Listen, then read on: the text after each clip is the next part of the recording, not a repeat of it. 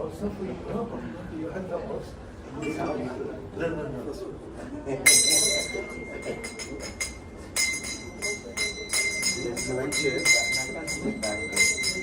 Nama Om Vishnu Padaya Krishna Pristaya Bhutale Srimati Bhakti Vedanta Swami Niti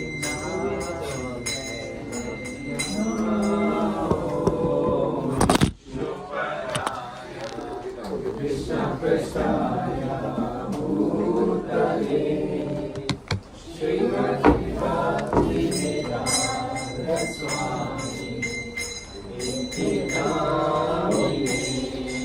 Namaste Saraswati Devi Gauravani Pradhanini Nirvisesya Shunyavadi Vaskatya Deshatharine Namaste Saraswati Devi Gauravani Pradhanini Nirvisesha Shunyavadi Vaskatya Deshatharine Jaya Shri Krishna Chaitanya Prabhu Nityananda Shri Advaita Gadadhara Shri Vasari Gaur Bhakta-vrinda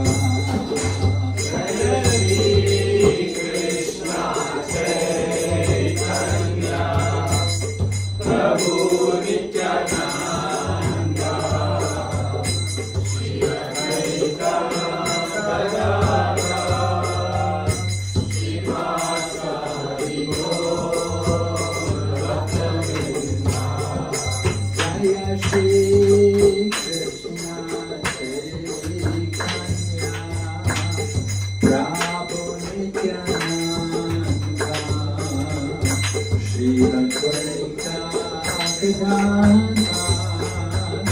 Shri Vasari Gaur Bhakta-vrinda Jaya Shri Krishna Chaitanya Prabhu Nityananda Shri Advaita Gadadhara Shri Vasari Gaur Bhakta-vrinda Jaya Shri Krishna Chaitanya Prabhu Nityananda Shri Advaita Gadadhara Shri Vasari Gaur Bhakta-vrinda Jaya Shri Krishna Chaitanya Prabhu Nityananda Shri Advaita Gadadhara Shri Vasari Gaur Bhakta-vrinda Hare Krishna Krishna Krishna Hare Hare Hare Rama Hare Rama Rama Rama Hare Hare Hare Krishna Krishna Krishna Hare Hare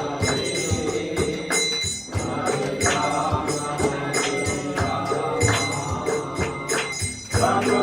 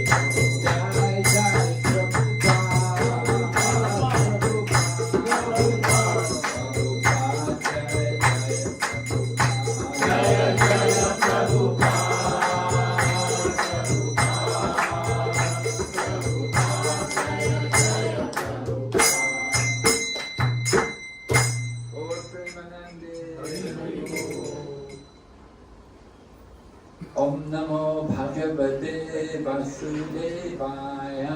Om Namo Bhagavate Vasudevaya. Om Namo Bhagavate Vasudevaya. Om Namo Bhagavate Vasudevaya. Om Namo Bhagavate Vasudevaya. Om Namo Bhagavate Vasudevaya.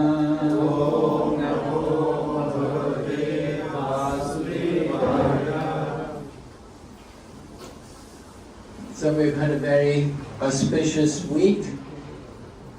We had the opening of the famous Ram Temple in Ayodhya, which was a very grand occasion. Many of you may have watched on the mobile networks the inauguration of the temple there in Ayodhya, the Janmastan of Lord Ramachandra.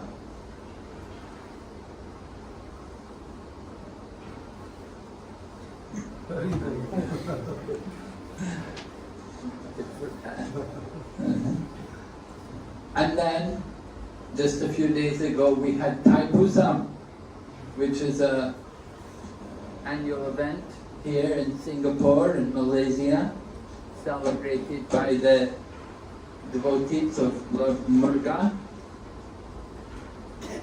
And so today we're having a gathering here in the home of HG Govardhan Prabhu and his good wife, in the presence of Sri Radha Kunja Bihari, along with Jagannath Baladev Subhadra, Radha Gopal, and all of the acharyas.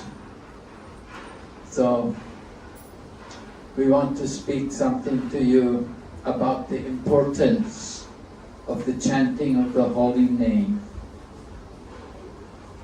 This is something which goes on in all auspicious events. Actually, without the chanting of the holy name, then whatever we do, whatever yajna or whatever performance activities we may do, they won't be complete without the chanting of the holy names of the Lord. And indeed, with all of these different events, there was chanting of the holy name. Okay, the question comes up, what name to chant? Well, first of all, why we should chant? Well, first of all, we have to understand that now we're in the age of Kali. Kali means the age of iron, or we could say the age of quarrel. People are not like they were in the previous ages. Other ages, Lord Ramachandra, for example, he came in the Treta Yuga, which was a long time ago. And even before Lord Ramachandra, there was Satya Yuga. In Satya Yuga, everyone was like Paramahams. Everyone was of perfect character. There were very few asuras on the planet in the Satya Yuga. So Satya Yuga, the process in the Satya Yuga was people would do meditation. They would sit and absorb their mind in the divine. Maybe some of you also perform meditation. Actually, just last night, I was over in the Nanyang Technological University there, and I was speaking about meditation to a group of people there of very varied backgrounds. Most of them Chinese and some other people. But they were all interested in meditation. And you know, there are different ideas about how to do meditation. What should we actually do? What do we think of? And some people meditate on light. One man told me, he told me frankly, he said, I don't worship Krishna. He said, I know Krishna has a mother and father, so he cannot be God. And then he went on to tell me that God is light. And then he told me Lord Shiva is light. So that was his appreciation, or his opinion. Someone must have, of course, taught him like that. He learned that from somebody else. And it's not totally wrong. We also agree Lord Shiva is also God. He's God of this world. There are three gods, Brahma, Vishnu, and Shiva. They're all God. We hear Anasuya and Atri Muni. They wanted to have a child who was like the Supreme Lord, or like the Lord of the universe. So Atri Muni, along with his good wife Anasuya, they went to a holy place and they performed great tapasya for a number of years. And then they were given the benediction to have a child who was like the Lord. But when she gave birth to 3 children.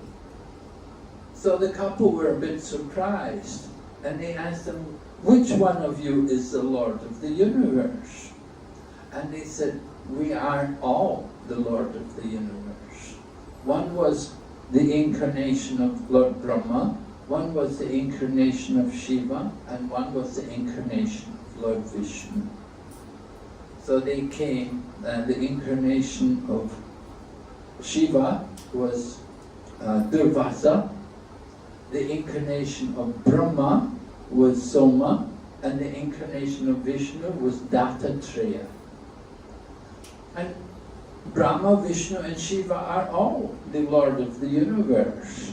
Brahma creates, Vishnu maintains, and Shiva destroys. So we cannot deny that they're not the Lord of the universe. They are. They're powerful beings. They're not ordinary living entities. However, there are others above them, you can go above Brahma, Vishnu and Shiva. Actually, I had the opportunity, when I was a young devotee, I was in the UK, I'm from the UK, so I was in London when Srila Prabhupada came there, the founder of our Krishna consciousness movement. And Prabhupada used to be invited to different temples in London. There's a lot of temples around in London. So we went to one temple where they were worshipping Brahma, Vishnu and Shiva. And I remember at that time Srila Prabhupada saying that a devotee of Lord Krishna not only offers respects to Brahma and to Lord Vishnu and to Lord Shiva, a devotee of Lord Krishna will offer their respects even to a tiny insect. Why? Because the Lord is in the heart of every living entity. So the devotee of Krishna sees the Lord there, within the heart, within the body of each and every living entity. On another occasion, Srila Prabhupada was in Australia, and he had been invited to a convent which was occupied by followers of Saint Francis in the Christian tradition. There's a group of monks living there in a convent who were followers of Saint Francis. So Srila Prabhupada was invited there to go and speak. And when he was there, the monks explained to Srila Prabhupada, they told him that the Saint Francis, the head of their church, he used to address the plants as my dear sister flower and my dear brother tree. And in this way he saw every living entity in relation to God. He saw that the Lord is there within all living entities. And when Srila Prabhupada heard this, he said, that is real God consciousness. God consciousness. That is what is lacking today. You know, in this world in which we live in, we have made a lot of progress. 5G, right? We're down up to 5G. We've made a lot of progress in technology. But where have we gone in terms of culture? Where are we going? Our culture is gradually being forgotten, gradually being wiped away. Now, particularly for you, coming with your roots in India, India is traditionally a land of culture. But what is the culture today? What do we find in culture today? You get everywhere KFC and McDonald's and Coca-Cola. You know, is that culture? No, of course, that is not real culture. So, our Krishna consciousness movement was inaugurated by Srila Prabhupada. He's originally from Calcutta, Bengali, and he went to America and began the Krishna conscious movement. And after he had began the Krishna consciousness movement in Europe and in America, then he came to India, because he knew also that there's a great need to revive culture and spiritual life in the land of Bharatvarsh. And it's not just opening temples, but it's helping the people to become God conscious. We have to educate, we have to give the people some real knowledge about God, to understand who we are and who is God. So last night I was speaking about meditation, And I explained to the audience that in order to meditate successfully, first of all, we have to understand who I am. The identity crisis is very important. To appreciate our own identity. Who am I?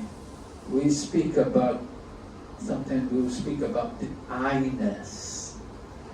So who am I? We say, my body, my hand, my leg, my arm, my head. Who am I?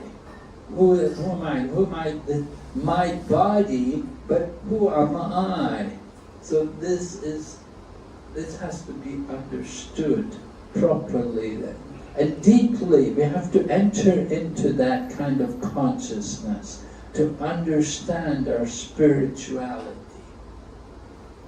We look at the body, and the body's important.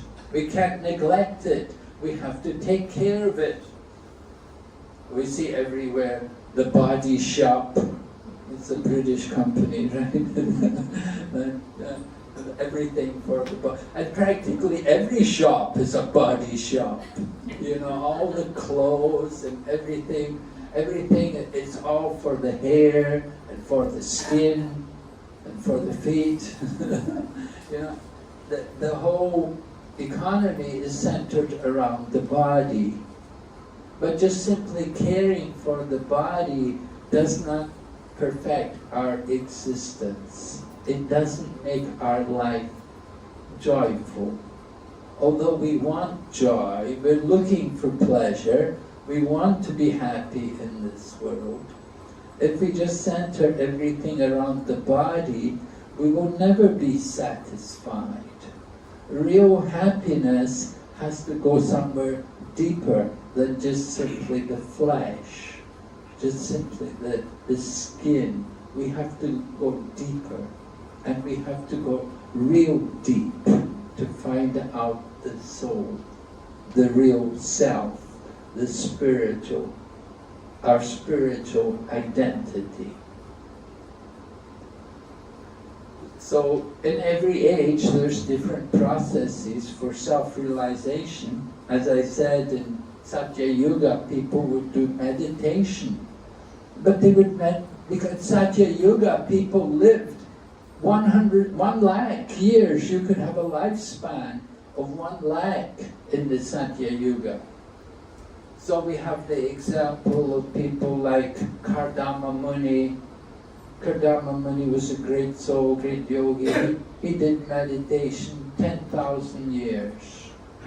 And then after 10,000 years of meditation, the Lord came to him and told him, I'm sending you a suitable girl, you can accept her for your wife and live as husband and wife.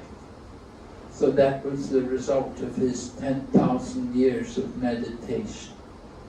He got a very good wife, and his wife was Devahuti, who was a daughter of Swayambhuva Manu.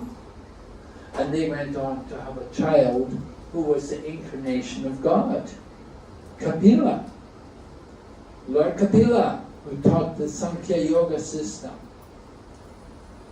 So that was in Satya Yuga.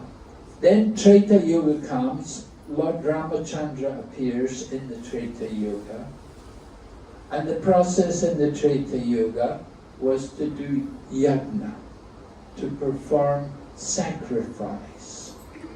In Treta Yuga, there were brahmanas, powerful brahmanas, like Vashishta, the guru of Lord Ramachandra's family, and he could chant wonderful mantras, and so they would do powerful yajnas. We read about Indrajit and Ravana, and they were also doing yajnas. Lord Ramachandra and his army are doing yajnas. So Treta Yuga, the process was to do yajna. People today, they also like to do yajna, but it's more of a show than any real, we cannot perform any of the miracles, we cannot do any of the wonderful things which were done previously. For example, Daksha was also Prajapati, and he was also doing yagyas. And they could take an old animal and rejuvenate him. And they could cut off someone's head. Daksha had his head cut off. They could replace it with the head of a goat. They could do things like that in Treta Yuga. But you had to have qualified brahmanas who could chant mantras perfectly. Today, Kali Yuga, we don't have that kind of brahmana who has the potency or who has the purity or the education to properly pronounce the Vedic mantras and to perform sacrifice. Not only do we not have the brahmanas, we don't have the wealth, because you need a lot of wealth to do these things. Now here we are in Singapore. I was just hearing how Singapore, the cost of living in Singapore is higher than anywhere else today. It's even more expensive to live here in Singapore than it is in Hong Kong, which is a very expensive place. So Singapore certainly has its challenges living here. So who has the wealth? Well, they told me maybe 20% of the population of Singapore are millionaires today. And there are many billionaires here in Singapore also. Because the Singapore government welcomed people who have a lot, okay, and you want to come to Singapore, you have $1 billion, no problem, come, They welcome you, of course. And so a lot of billionaires are here. But are they doing any yagya? Or do they have the money even to do these yagyas, They would be challenged because it took a lot of wealth to perform yagya. Maharaj Yudhisthira in the Dwapara Yuga, he also did Rajasuya Yagya. They had to collect a lot of gold. He had to send his Pandava brothers all around the planet collecting gold to bring it back. It said Arjun went to Mount Meru and brought some of the gold from Mount Meru back to perform yagya. So a lot of trouble. Not ordinary souls could do these yagyas. So Treta Yuga process was to do yagya. Dwapara Yuga, we have Lord Krishna appearing in Dwapara Yuga, and the process is temple worship. We have our temple here, we have our deities, Radha Kunja Bihari, Jagannath, Baladev Subhadra, like that. We're doing something. In Dwapara Yuga, however, temple worship was more elaborate. There are many rules and regulations, right? Do you do puja at home? Do you have any deities at home? Maybe you have some Shila. Sometimes people keep a Shila at home. Lakshmi Shila often. Right? We do Lakshmi puja. So we do something, but it's very simple. But in the Dwapara Yuga, the temple worship was very elaborate. And there are many, many rules and regulations to be performed. I'm sorry, I have another appointment in four minutes from now. I'm supposed to give a short talk to devotees in Taiwan. Taiwan is one of the places where I'm also traveling and preaching. Shan Prabhu is here. He met me in Hong Kong in the 1980s. And he remembers me from there. So actually today we're having the inauguration of our new center in the city of Taichung. Taichung is in the center of Taiwan.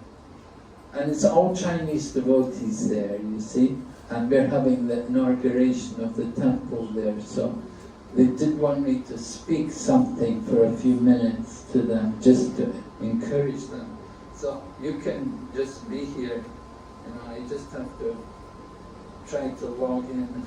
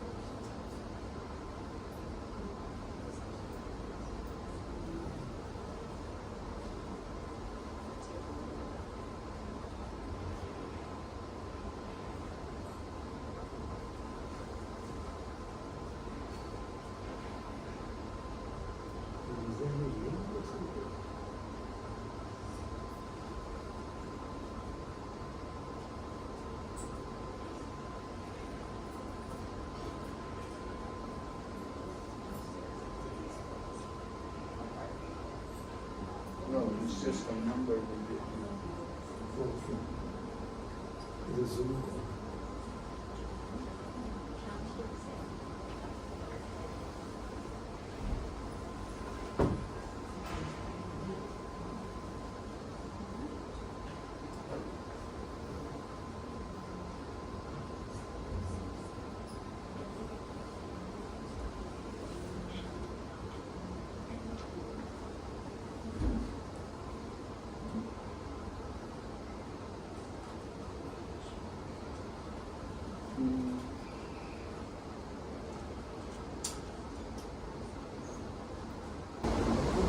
Whereabouts is the whereabouts is your Wi-Fi? Where is it? Wi-Fi? Where's your router, Prabhu? Android API. No, where's your router located? Is it nearby? Yeah, in all the rooms. You know? It's access to Wi-Fi.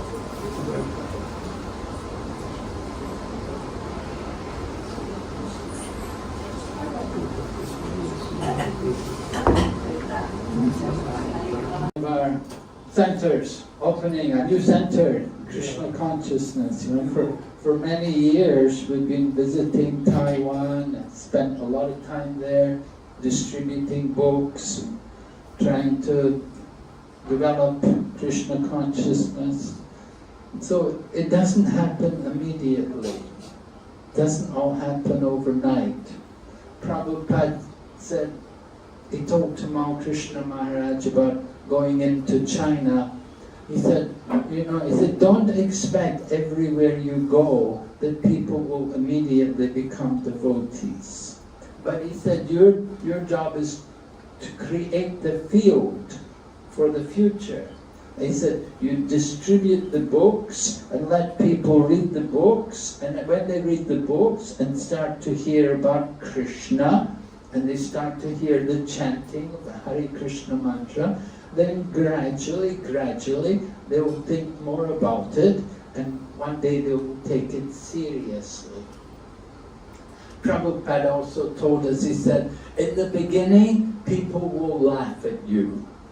You know, funny haircut, with the tail on the back, and this funny dress, the dhoti, things that are so strange, people said in the beginning people would laugh at you. I said then they would hate you.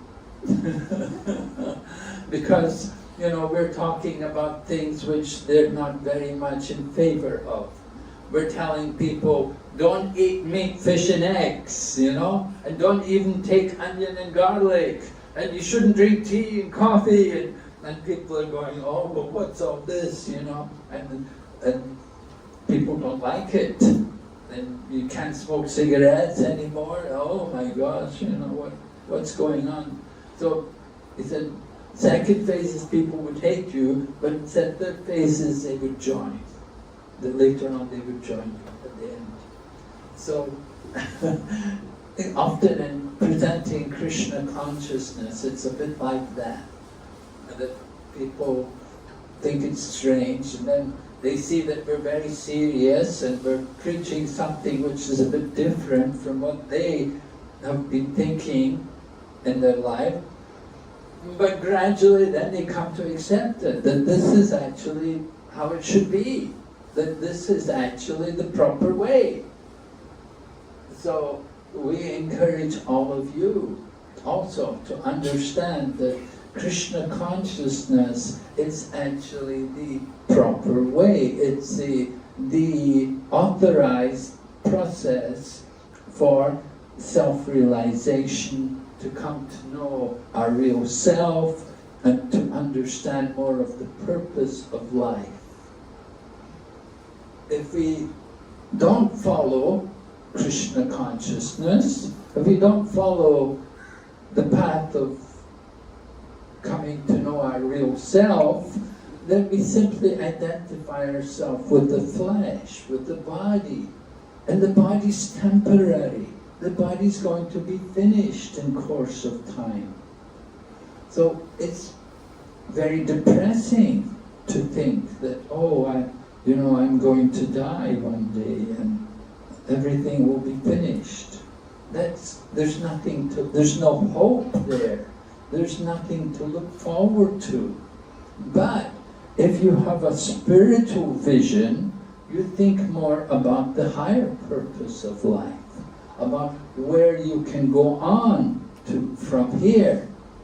Where do we go from here? From this life, we can go on to a better life. We talk about the kingdom of God. We can go to be with God. And certainly that's a better life than what we could ever expect here in this world, which is a temporary place, and a lot of stress and a lot of problems and difficulties are here. But in the spiritual realm, all of those difficulties are gone. We get free from all of it. And how do we get there then, to that spiritual world? In order to go there, we have to develop a taste for the holy name of God, for chanting the name of God. Just like in the Christian tradition, I'm brought up a Christian, so we always pray to God, "Our Father which art in heaven, hallowed be thy name." So I used to wonder, hallowed be thy name. We're supposed to hallow the name of God, but I didn't know what name I should be hallowing. What name should I be chanting? I didn't know. It was a puzzle to me. Well, God. I'm supposed to just chant God. No, God is a position, but He's a person, and He has a name, and He has a name also. Now, in different traditions, they give different names for God. And we see also in the Vedas, there's a lot of names for God. Some people like to chant Vishnu Sahasranam, 1,000 names of Lord Vishnu, right? Sahasranam. So in the Vishnu Sahasranam, it's stated, Rame Rame Namo Rame Sahasranama Bistuyam Sri Ramanama Varanini. It's a verse spoken in the Vishnu Sahasranam which says that the 1,000 names of Lord Vishnu is equal to one name of Lord Rama, Lord Ramachandra's name. So That's a powerful name, Lord Ram. You can chant Ram, Ram, Ram, Ram. And then Hanuman, he's always chanting the holy name of Lord Rama. He is a Ram Bhakta. There's a story that Lord Krishna was in Dwarka and he told Garuda, go and tell Hanuman to come here, I want to see Hanuman. So Garuda flew to Kipurushaloka, where Hanuman resides, and he told Hanuman, Lord Krishna wants to see you in Dwarka. Hanuman just said, He didn't do anything, didn't look. Garuda went back and told Krishna, I said, I told him, he didn't. Krishna said, what did you tell him? And I said, I told him, Lord Krishna wants to see you in Dwarka. He said, you should have told him Lord Rama wants to see him in Dwarka. So Garuda flew back. He told him, Lord Rama wants to see you in Dwarka. Garuda said, you want me to take you on my back? Hanuman said, it's all right, I can go myself. So Garuda flew back to Dwarka. He got back to Dwarka. Hanuman was already there. How did Hanuman get there so quick? Because he knew Lord Rama wants to see him. He's Rama Bhakta. So that's Hanuman. He's Ram Bhakta. He cannot understand anything except devotion to Lord Ram. And even though they told Hanuman that Lord Rama, he is not the original Supreme Swayam Bhagavan. He said, Hanuman, I don't care. I only worship Lord Ram. I don't care who he is or what his position is. My devotion is just to Lord Ram. I don't want to serve anyone else. So Lord Rama is certainly the Lord, but still there's a difference in his name. And there's another verse in the scriptures which says that 3 names of Lord Rama is equal to 1 name of Lord Krishna. And Lord Krishna's name is considered supremely powerful. So that's why we chant the Maha Mantra. 16 words, Hare Krishna, Krishna Krishna, Hare Hare, Hare Rama, Rama Rama, Hare Hare. People sometimes say, when we are chanting Rama, if you're Krishna Bhaktas, why are you chanting Rama also? So first of all, we have to understand Rama can mean Ramachandra. It may also mean Balarama. Balarama means Krishna's brother, right? But the Acharyas also explain there's another meaning to Rama. The name Rama means also one who gives pleasure to everyone. Just like when the people of Vrindavan were surrounded by a forest fire, Lord Krishna swallowed the forest fire and he brought pleasure to all the people of Vrindavan. So Lord Krishna is also known as Rama. So when we chant the holy name, when we chant the Maha Mantra, it's up to everyone. Who are you devoted to? Are you a Hanuman Bhakta? Are you following Hanuman? Are you Ram Bhakta? You can worship Lord Ram. You may worship Lord Balaram. Some people are very devoted to Lord Balaram. If you go to Vrindavan, there's a temple in Vrindavan, Dauji. You know Dauji? Do you have Dauji? Dauji means big brother, right? Big brother. So, Dauji Kabaya, Krishna Kanaya. When we go there on Parikrama in Braja, we will go to Dauji. At that time we will sing this little mantra, Dauji Kabaya, Krishna Kanaya. But Lord Balaram is Dauji, he's the big brother. And Lord Krishna is Kanaya, he's the younger brother. So some people, they worship Lord Balarama. There was a young girl there in Dauji, in that place. So we were speaking to this young Brijbasi girl, and we said to her, would you like to come and visit our temples, Hare Krishna temples around the world, come and see the different places, She said, oh no, I'm not going to leave Dauji. Dauji is here. I want to stay here with my Lord. Dauji. I don't want to go anywhere. How will I see Dauji? So she was so devoted, worshipping Lord Balaram and that thing. But other people, they devote themselves fully to Lord Krishna and they chant the holy name of Lord Krishna. It is stated in the Srimad Bhagavatam, there's a nice verse that says, Kaler dosha nide rajan asti hieko mahadguna kirtanadeva krishnasya mukta sangha parambraja. Kaler dosha nide rajan. Age of Kali is full of dosha, full of faults, right? Do you have a lot of dosha? Only a few, right? If you look on your chart, one person told me I had a lot of dosha. They had a lot of dosha on their chart. And so, yeah, age of Kali is full of doshas. Kaler dosha nide rajan asti eko mahadguna. But there's one good thing about Kali Yuga. You know the good thing about Kali Yuga? Kirtanadeva Krishnasya Mukta Sangha Parambraja.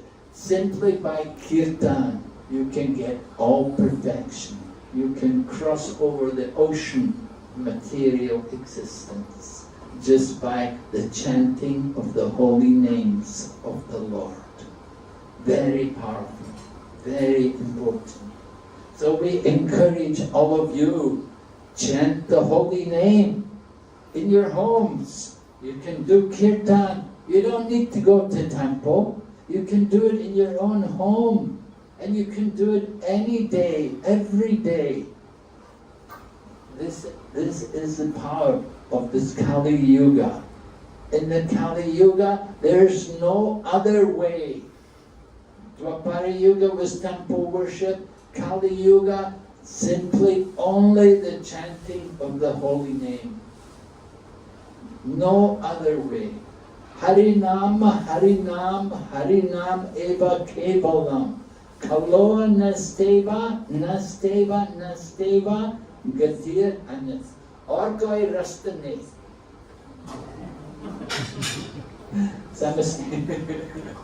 Orkoi rastane. Just only the holy name. We have to chant.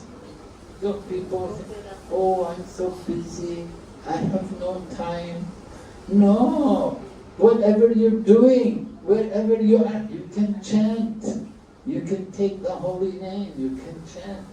You don't have to stop doing what you're doing. You just have to add the chanting of the holy name and make your life successful. And not only will you'll be happy, you'll be joyful when you chant the holy name. You know, some people are all, they're in the prayer mood, but when you see Hare Krishnas, they're all, Haribo, Haribo. They're much more joyful. It's a big difference. They're not just only in the prayer, their hands are up in the air and they're chanting, Haribo, Haribo. That is the Sankirtan movement. That is the joy of Kirtan. It gives us the taste of the full nectar for which we are always anxious. In the Shikshastikam, Sri Chaitanya Mahaprabhu has glorified the holy name in that way. Sarvatma snapanam param vidayate Sri Krishna Sankirtanam. So this Krishna Sankirtan, very wonderful thing. And Lord Chaitanya predicted it would be done in every town and village around the world. And we can see today, wherever you go, people are chanting. I was just talking, Taichung in Taiwan.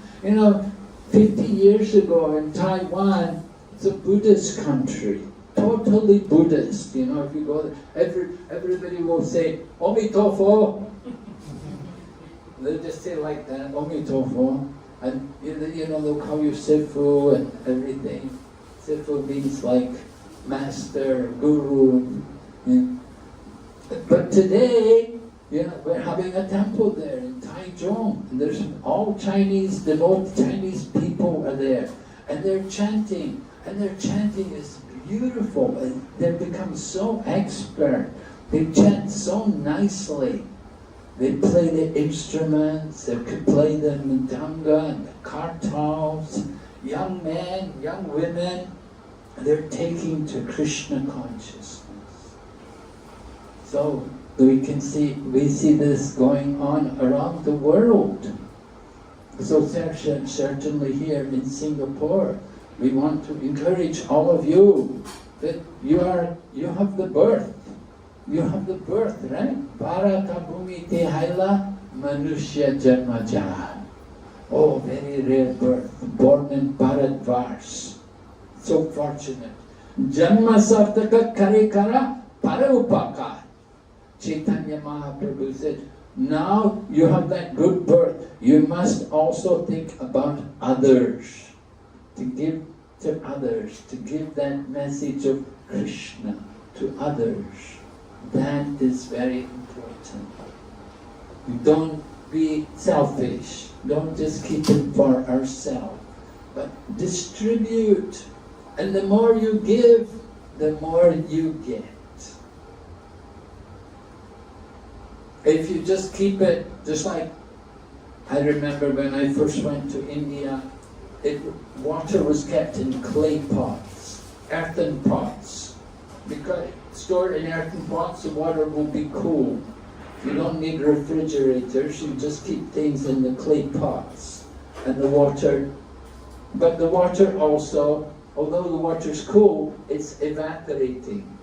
And if you just keep the water in the pot, gradually it evaporates and it dries up. So our knowledge, our gyan, whatever we've realized and understood, it will gradually dry up if we don't distribute, if we don't use it. It's important. So we encourage all of you people, you know, you must chant. You should chant only, get a big bag of japa mala, do japa every day, right? Have you got mala? Yes? Good. Yes? You must chant. And you should also try to be vegetarian. Not difficult, not so difficult. Here in Singapore you can get everything. All vegetables, all grains, all beans, all fruits. You don't need to eat meat, fish and eggs. You don't need these things. There's so many nice things to eat. Of course, you have to learn to cook. Sometimes that's a problem. People don't know how to cook. So we also teach these things now. In Hong Kong, our temple in Hong Kong, we have a cooking class. It's been running there for 40 years, teaching vegetarian cooking. Every year we get more and more people coming for our cooking classes. People are eager to learn. Chinese people, Hong Kong people, they want to be vegetarian. They can understand this is the proper diet. This is a healthy diet. So it's not just opening temples and then sitting down and eating chicken and drinking beer. You know, that's not good. We must show the real standard of religion, religious principles. The Dharma, the symbol of religion, stands on 4 legs. Satyam, Socham, Daya, Tapam. Satyam, truthfulness, destroyed by gambling. Socham, cleanliness, destroyed by illicit connection with the other sex. Daya, mercy, destroyed by meat eating. And tapa, austerity, destroyed by intoxication. So these things are very important. The pillar of religion. So in our Krishna consciousness movement, we promote these things. We encourage people, vegetarian, give up all the intoxication and all these things. Lead a pure life. Simple living, but high thinking. And we encourage people to chant the holy name. The family who chants together will be happier together. So many today, Kali Yuga, broken homes, unfortunate homes, where there's no chanting of the holy name. So it's very important. Try to take up that practice yourself and try to be an example for others. Encourage other people. Just like being a vegetarian. If you can cook nicely and then you give it to people, will appreciate it. They will say, oh, this is so nice. Oh, your food, your cooking is very nice. This is very good. And devotees are doing this all over the world. I was in China. The one devotee was working in the software company in Shanghai, and his wife would cook a lunchbox for him. He'd take it to the office, and all the other men in the office, when they saw his lunchbox, they would all say, "Wow, hey, can you get me a box like that? Can I get a box? Can I have lunch like that too?" They would appreciate that he was eating much nicer than they were eating. So we encourage like that, devotees. We have to try to give Krishna consciousness to people, help people to take up this process. Okay, any questions? Anyone? Any doubts? Yes? Doubts? No doubts, right? Everyone convinced. What is the result of chanting? The result of chanting. Well, one thing is it can destroy sinful reactions. It can destroy our bad karma. As I said, we have dosas. We do things which are not proper and we get reactions for it. Our situation in life, we could say, well, could my life be better? Are you fully satisfied that your life is just perfect, everything is just great, couldn't be better? Or could your life be a little better? Well, maybe you'll think, yeah, it could be a bit better. So, how to make your life better? Why is it not so good? The reactions are coming. The karma is coming, giving us problems, difficulties, health problems, family problems, economic problems, all of these things. This is karma. And these problems come on us. But the more we take shelter of Krishna by doing things like chanting the holy name, then we can destroy the karma reactions. The reactions can be all removed. That is the power of devotion to the Supreme Lord. That it destroys the past sins. That's something very powerful. To get rid of the sins in such a way, it can get rid of the sins to such an extent that they will not come again. Now sometimes people will do things like atonement. In Chinese people, they like to put the fish back in the sea. Have you ever done that? Put any fish back in the sea? No? Or let the birds go free. Go to the market, buy some birds and let them go, because, they were there, maybe people were going to kill them and eat them. Or they have the fish in the market and they're not dead yet, but you can go buy the fish, put them back in the sea, let them go. So some people think that's an atonement. It's a way of getting rid of sinful reactions. Like one person I know has a shop, and whenever the business is too slow and there's no customers coming, he'll send one of the staff, go to the market, get some fish, put them back in the sea.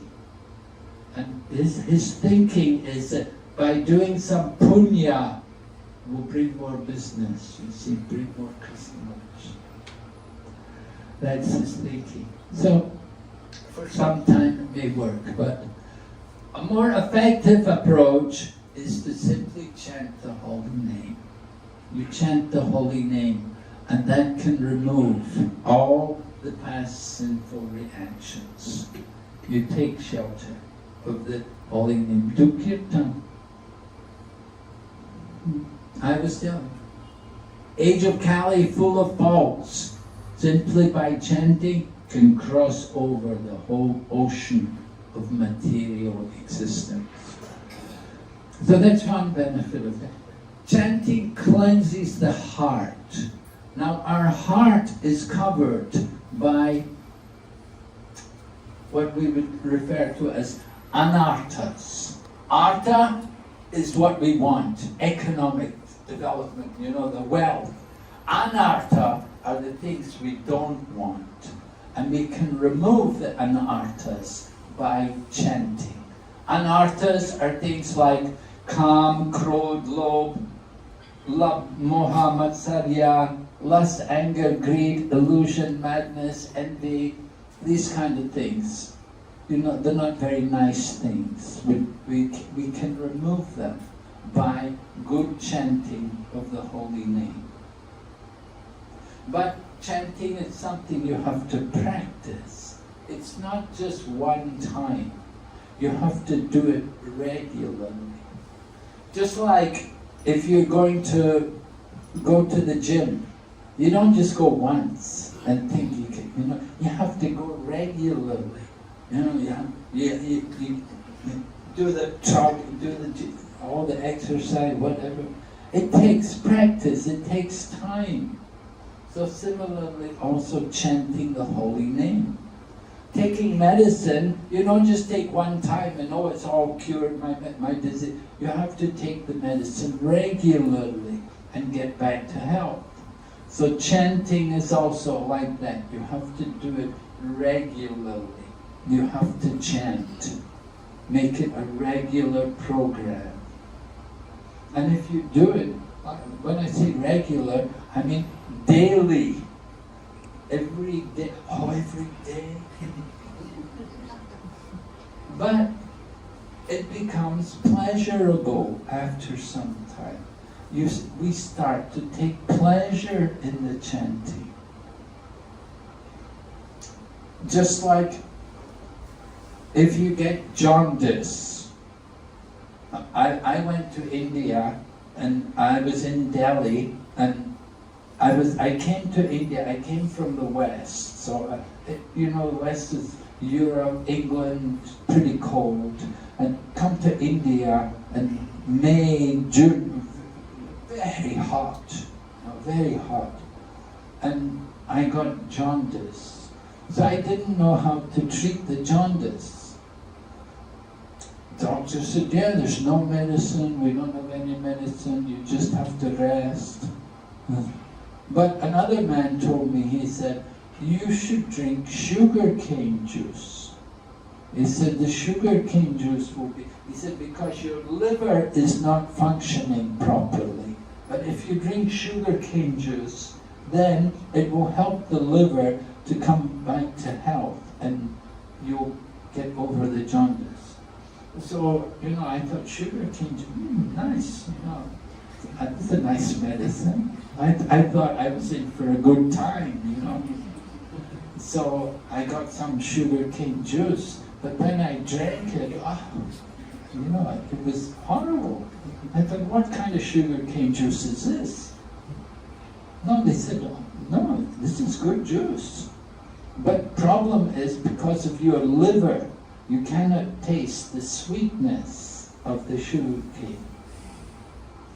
because the liver is not functioning. So the sugar cane just tasted bitter. I thought I was drinking motor oil or something. It's just terrible. But they said, no, you have to keep drinking it, and gradually you'll get better. And so I did. And gradually I got over the jaundice. So chanting the holy name is like that. That in the beginning, it's a, troublesome. Botheration, we don't take so much pleasure. But if you do it, the problem is we have jaundice, materialism, the jaundice of materialism, because we are attached to material life. So we have no taste to chant the name of God. But if you do it gradually, you will awaken the taste, and you can experience the greatest pleasure in chanting the holy name. You can experience pleasure like we can never experience in the material world.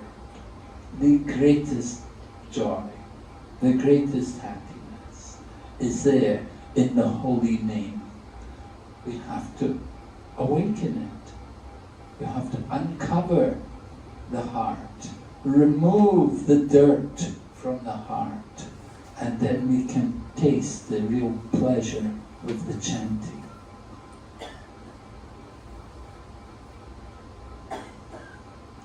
Like some of you men, they're like Govardhan Prabhu, naval background, go to sea, go on the ship. So when you're on the ship, what is there to do?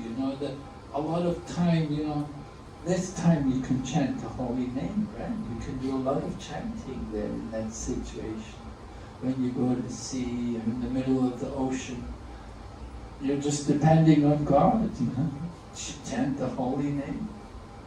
In every situation we're in, we can find if we want to, we can find the way to chant and the opportunity to chant. And it's the greatest benefit, because the more you chant, the benefit goes into your bank account, your spiritual bank account. And you build up your spiritual bank account. That will take you back to Godhead. Take you out from this material world. Okay? Hare Krishna. Hare Krishna.